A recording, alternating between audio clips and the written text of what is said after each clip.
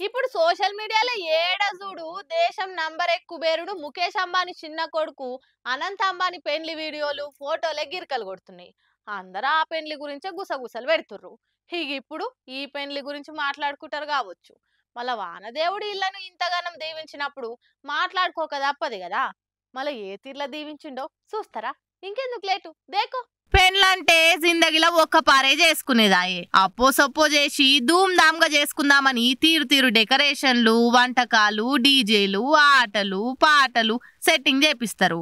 ఇంక ఇయాల రేపు ప్రెస్టేజ్ కోసమైనా ఆ ఫంక్షన్ హాల్లనే చెయ్యాలి, పలానా వంటకాలే పెట్టాలి అని చూస్తారు. ఇక గిట్లనే గీళ్ళు కూడా ఈ ఫంక్షన్ హాల్ల నచ్చిన డెకరేషన్ పెట్టించి చుట్టాలు దోస్తులు పిలుచుకొని ఓ 4 రోజులు మన లగ్గం గురించి అందరు మాట్లాడుకోవాలని చాలా వంటకాలు చేపిచ్చిర్రు. కానీ ఏం లాభం, ఆ మసాలా వాసనలు ముక్కు దాకా రాకుట వానదేవుడు ఆపేసిండు. పెళ్లి పిల్లనో పిల్లగాడో చిన్నప్పుడు నానబెట్టిన బియ్యం బగ్గ బుక్కినట్టుర్రు. లగ్గం నాడే వాన పొట్టు పొట్టు చంపింది. ఈ దెబ్బకు ఫంక్షన్ హాల్లంతా షెరువయ్యింది.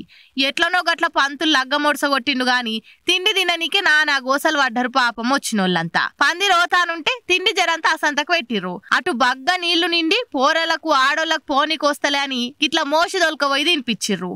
మరేం చేయమంటారు పాపం. పెళ్లికని వేలకు వేలు పెట్టి కొత్త బట్టలు కొంటిర్రి, ఫోటోలు దిగాలనాయే, వీడియోలల్లా వాడాలనాయే. ఆకలి బాధకు ఆ నీళ్ళల్లో నడుచుకుంటా పోతే కొత్త డ్రెస్సులు పట్టు చీరలు ఉత్తగానే ఖరాబ్ అవుతాయి. అందుకే ఇట్లా మొగోళ్ళు మోసుకపోతుంటే పోయి తిన్నరిగ. కానీ ఇంత గిలని మోసి మోసి మొగోళ్ళు బుక్క ఎక్కువనే తిన్నారు కావచ్చు. బంతిలా కమ్మగా మసాలా వాసనలు వీల్చుకొని ఊరించుకుంటా తినే పెండ్లి తిండిని వాన జయంగా మోరి వాసన వీల్చుకుంటా తినవలసి వచ్చింది. ఊకే నన్ను వస్తేమి ఇంకో పారి వానలు ఏ పెండ్లికి పోవద్దు అనుకుంటా నెత్తి కొట్టుకుంటుర్రు ఈ పెండ్లికి పోయినోళ్ళంతా. దేవుడు వరమిస్తే అయ్యగారు అడ్డం పడ్డాడట. గట్లనే ఉన్నది సర్కార్ పథకాల ముచ్చట. సర్కారేమో బీదలకు ఆసరయ్యేతందుకు పథకాలు పెడితే నడుమిట్ల దళారిగాలు పార్టీ లీడర్లమని చెప్పుక తిరిగే పొంకనాల పోషెట్టిలు సర్కార్ల ఆశయాలకు తూట్లు పొడుస్తురు. ఇట్లా ముందే బీదోళ్ళంటే వాళ్ళని కూడా విడిచిపెడతలేరు దళారిగాళ్ళు. బీద బిడ్డల పెళ్లికి ఆసరైతందుకు కేసీఆర్ సర్కార్ కళ్యాణ లక్ష్మి పథకం పెట్టింది కదా. కానీ దళారిగాళ్ళు ఆ పథకం ఆశయాన్ని మార్చి పడేస్తున్నారు. రాజన్న సిరిసిల్ల జిల్లా తంగలపల్లి మండలం ఇందిరమ్మ కాలనీ కాడుండే ఈ చంద్రకళ అంటే ఆమె బిడ్డ లగ్గం చేసింది. కళ్యాణ లక్ష్మికి దరఖాస్తు చేసుకుంటే నాకు 10,000 ఇస్తేనే నీకు చెక్ ఇప్పిస్తా అని Congress party social media coordinator గడ్డం మధుకర్ అంటే ఆయన పైసలు గుంజిందట. ఇక అంత ఇచ్చుకోలేనా అని అంటే 7,000కు బేరంగు కుదిరించుకున్నాడట. ఇవాళ కళ్యాణ లక్ష్మి పథకం చెక్కుల పంపిణీ చేసిరట. అంటే 178 మంది లబ్ధిదారుల పేర్లుంటే ఆ లిస్టులో చంద్రబాబు పేరే లేదట. మరి పైసలు తీసుకున్నా నాకు ఎందుకు రాలేదు అని ఆన్నే ఉన్న ఎమ్మెల్యే ఆది శ్రీనివాస్ అన్న పోయి ఫిర్యాదు అయింది. అంతే నాకు అసలు ముచ్చట.